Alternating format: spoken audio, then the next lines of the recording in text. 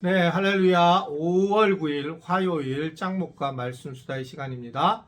오늘도 함께 하시는 우리 모든 지체들을 환영하고 사랑하고 축복합니다. 오늘 주시는 말씀은 사무엘상 23장 6절부터 14절의 말씀인데요. 하나님 말씀을 보시겠습니다. 아히멜렉의 아들 아비아달이 그 일라 다윗에게로 도망할 때에 손에 에봇을 가지고 내려왔더라. 다윗이 그 일라에 온 것을 어떤 사람이 사울에게 알림해 사울이 이르되 하나님이 그를 내 손에 넘기셨도다. 그가 문과 문 빗장에 있는 성읍에 들어갔으니 같았도다. 사울이 모든 백성을 군사로 불러 모으고 그 일라로 내려가서 다윗과 그의 사람들을 애워싸려 하더니 다윗은 사울이 자기를 해하려 하는 음모를 알고 제사장 아비아달에게 이르되 에봇을 이리로 가져오라 하고 다윗이 이르되 이스라엘 하나님 여호와여 사울이 나 때문에 이 성읍을 멸하려고 그 일라로 내려오기를 꾀한다 함을 주의 종이 분명히 들었나이다. 그 일라 사람들이 나를 그의 손에 넘기겠나이까? 주의 종이 들은 대로 사울이 내려오겠나이까? 이스라엘의 하나님 여호와여 원하건대 주의 종에게 일러 주옵소서 하니 여호와께서 이르시되 그가 내려오리라 하신지라. 다윗이 이르되 그 일라 사람들이 나와 내 사람들을 사울의 손에 넘기겠나이까 하니 여호와께서 이르시되 그들이 너를 넘기리라 하신지라. 다윗과 그의 사람 600명 가량이 일어나 그 일라를 떠나서 갈 수 있는 곳으로 갔더니 다윗이 그 일라에서 피한 것을 어떤 사람이 사울에게 말하매 사울이 가기를 그치니라. 다윗이 광야의 요새에도 있었고 또 십광야 산골에도 머물렀으므로 사울이 매일 찾되 하나님이 그를 그의 손에 넘기지 아니하시니라.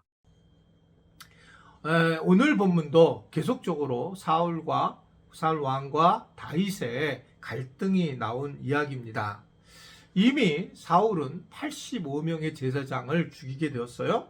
이때 이제 아히멜렉의 아들 아비아달이 에봇을 가지고 도망을 가서 다윗에게 오게 되었습니다. 에봇은 대제사장이 겉옷을 거치는 조끼나 치마, 앞치마의 형식의 옷이거든요. 가슴 쪽에 보이는 이제 그 막힌 판결 흉패가 있고 그 주머니에는 우림과 둠빔이 있습니다. 이 에봇은 하나님이 함께 하신다는 의미가 있었기 때문에 그 에봇을 다윗에게 가져갔다라는 의미는 다윗에게 하나님이 함께 하신다라고 하는 의미로 받아들일 수 있는 증거입니다. 다윗은 그 일라를 점령할 때 이제 부하들이 걱정을 했었잖아요.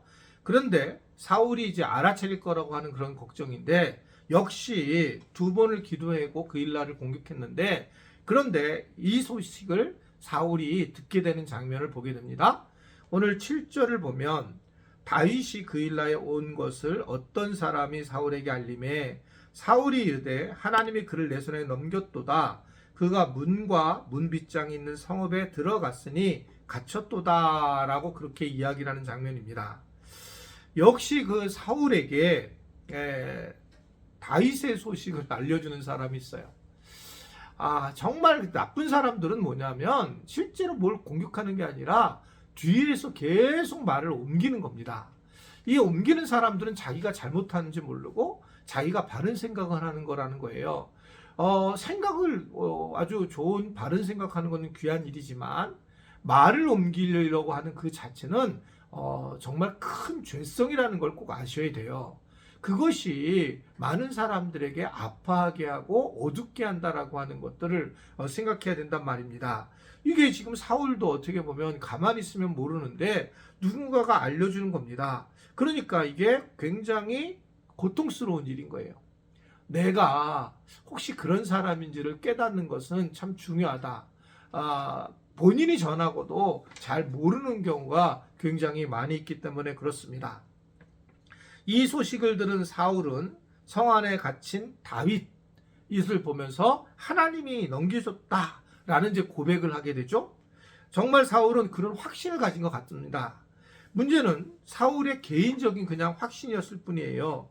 다윗은 달랐죠. 다윗은 기도를 했고 또 이번에도 마찬가지였는데 사울이 그 일라에 왔다는 소식을 듣고 아비아달에게 에봇을 가져오라고 해요.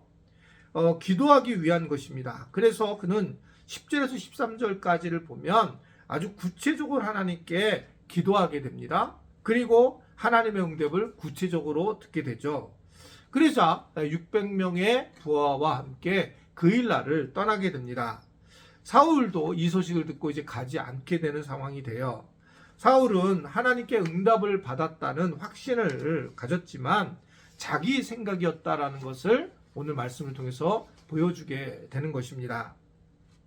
사울은 사실은 어리석게도 다윗을 대하는 것처럼 보였지만 하나님을 대하고 있는, 하나님을 상대로 싸우고 있는 것을 볼 수 있었습니다.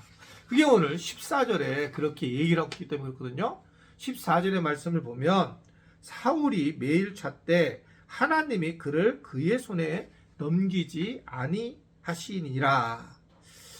기도하는 사람과 싸운다는 것은 하나님과 대적해서 싸우는 일이에요.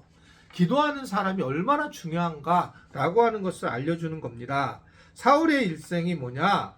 다윗을 죽이기 위해 찾아다니는 그런 모습이었잖아요. 얼마나 어리석은 사람인가. 그냥 일평생 자기보다 조금 인정을 받는 사람을 어떻게든 간에 쫓아다니며 살아가는 모습이 사울 왕의 모습이었고, 이것이 그가 행복을 누리지 못한다는 겁니다. 우리가 세상을 살 때에 사울 왕처럼 자기 생각만을 따를 때가 있습니다. 이럴 때 다윗은 어떻게 했냐? 다윗은 하나님의 음성을 듣고자 하여 기도하며 하나님을 따랐다라는 것입니다. 자기 생각으로 판단하는 것이 하나님과 대적하는 일이라는 사실을 우리가 알아야 된다라는 거죠.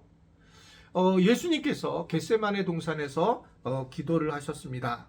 처음에는 당신의 십자가를 지시는 것을 힘들어하셨어요.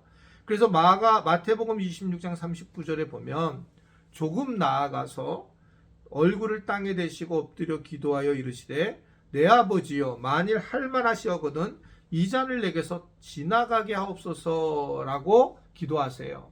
십자가 사건이 너무 힘들었기 때문에 그렇습니다. 그러나 예수님은 기도를 바꾸시죠. 하나님의 마음을 아시고 나니까 기도가 바뀐 거예요. 그게 42절입니다. 다시 두 번째 나아가 기도하여 이르시되 내 아버지여 만일 내가 마시지 않고는 이 잔이 내게서 지나갈 수 없거든 아버지의 원대로 되기를 원하나이다 라고 기도를 한다는 겁니다. 예수님도 처음에는 예수님을 위한 기도였을까라 가능성이 있지만, 그러나 하나님의 뜻을 알고 하나님 앞에 기도할 때는 하나님의 뜻에 맞는 기도를 하셨다는 것을 우리가 볼 수가 있습니다. 우리는 사울처럼 자기의에 빠지는 것을 조심하고 무엇보다 예수님처럼 또 다윗처럼 우리가 기도를 통해서 하나님의 마음을 엿보아야 하지만 우리가 바르게 살아갈 수 있다는 것을 기억하는 그런 은혜들을 가질 수 있으면 좋겠습니다. 오늘 하루도 세상에 나가면서 또 가정에서 무엇보다도 사울왕처럼이 아니라 다윗처럼 하나님의 마음을 좀 더 깊이 알고 그 은혜 안에 살아갈 수 있는 우리 모든 지체들이 될 수 있게 되기를 주님의 이름으로 부탁을 드립니다. 기도하겠습니다. 하나님 아버지, 우리가 자기 생각을 벗어나는 기도를 해서 하나님의 마음을 알게 되어 올바른 기도를 하는 것뿐만 아니라 삶에서도 큰 변화를 일으킬 수 있는 우리 지체들이 되도록 도와주시기를 원합니다.